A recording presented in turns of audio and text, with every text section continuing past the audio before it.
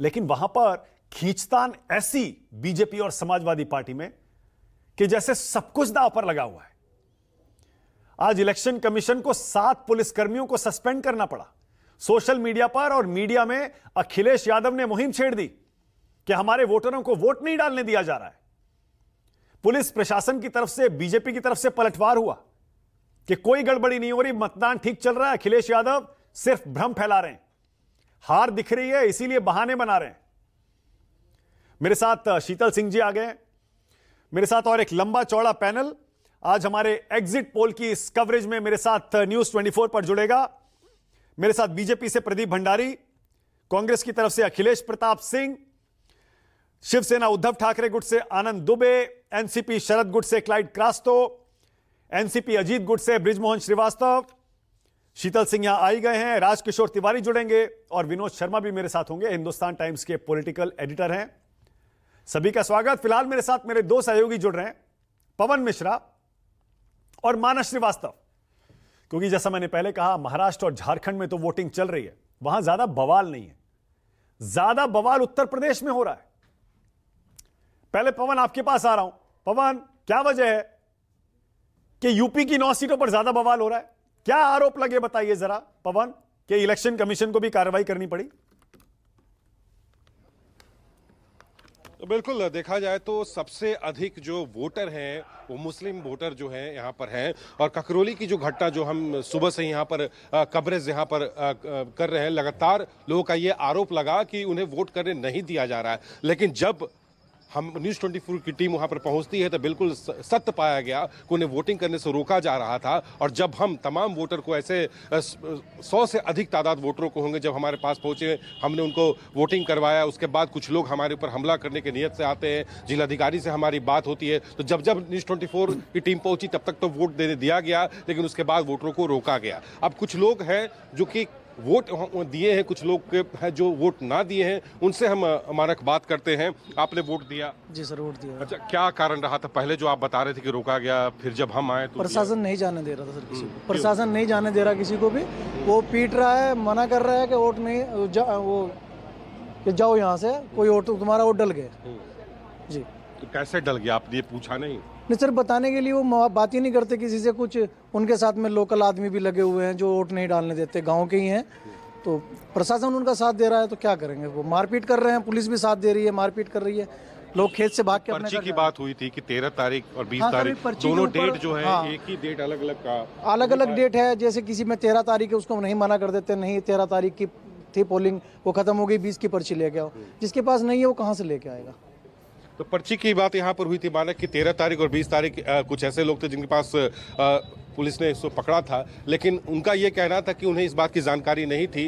हालांकि ये भी आपको बता दें कि जो मुस्लिम वोटर यहाँ पर हैं, बूथ संख्या हम 26 की हम बात कर रहे हैं, 1400 यहाँ पर मुस्लिम मतदाता यहाँ पर हैं। और जैसा आप 3 बजे तक का आंकड़ा बता रहे थे तो हम आपको 5 बजे तक का बता रहे हैं, मात्र 250 यहाँ पर लोगों ने वोट किया है। और कुछ और लोग आपने वोट किया? जी किया। हाँ। 6 बार जाने के बाद में मुझे वोट डालने की इजाज़त मिली। 6 बार गया मैं, मुझे वोट डालने नहीं दिया। प्रशासन ने जहाँ भी देखते थे खेत दिया करते थे और लाठी चार्ज कर दिया करते थे। क्यों कर दिया करते थे? नू कह रहे आपकी वोट गिर गए, मुसलमान को वोट नहीं डालेगा, जाओ आप। मगर जैसे वोट कैसी गिर जाएगी?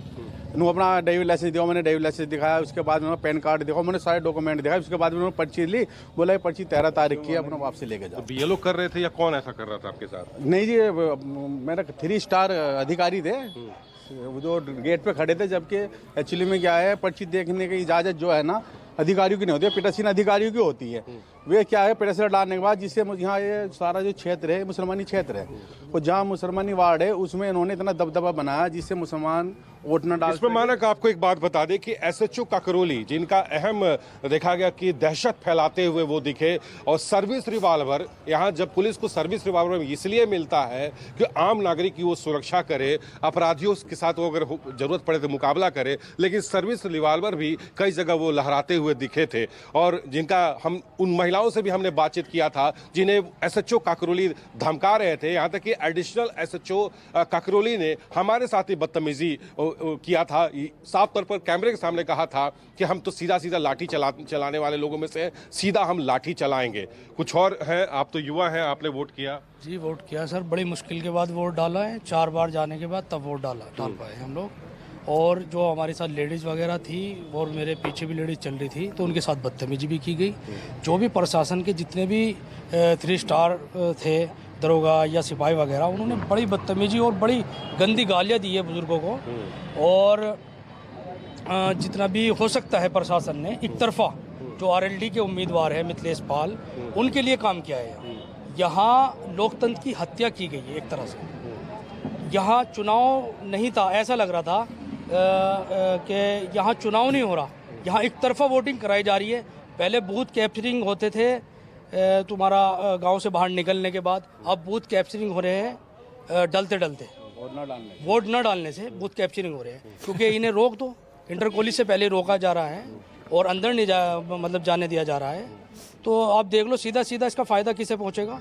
मालक ये भी आपको बता दें कि जहां पर मतदान केंद्र था, हम जब वहां कई अलग अलग मतदान केंद्र पर गए, वहां आधा किलोमीटर यानी 1 किलोमीटर दूर से ही जो है पुलिस बैरिकेड वहां पर की हुई थी और लोगों को वहां पर रोक रही थी। जब हमने वजह जानने की कोशिश की तो ये कोई वजह नहीं बताया जा रहा था। और सबसे अहम बात आपको बताते हैं कि ऐसे भी कुछ असामाजिक तत्व मौजूद थे, पुलिस के साथ मौजूद थे, जो न्यूज़ 24 के टीम के साथ बदतमीजी कर रहे थे। वो कौन लोग थे? ना किसी पार्टी से जुड़े हुए थे, ना किसी पन्ना अध्यक्ष थे, पार्टी के पन्ना अध्यक्ष थे, ना ही कोई जिला अध्यक्ष थे। वो सिर्फ बेवजह लोगों को रोक रहे थे। कुछ और ही हुआ है। थैंक यू, धन्यवाद।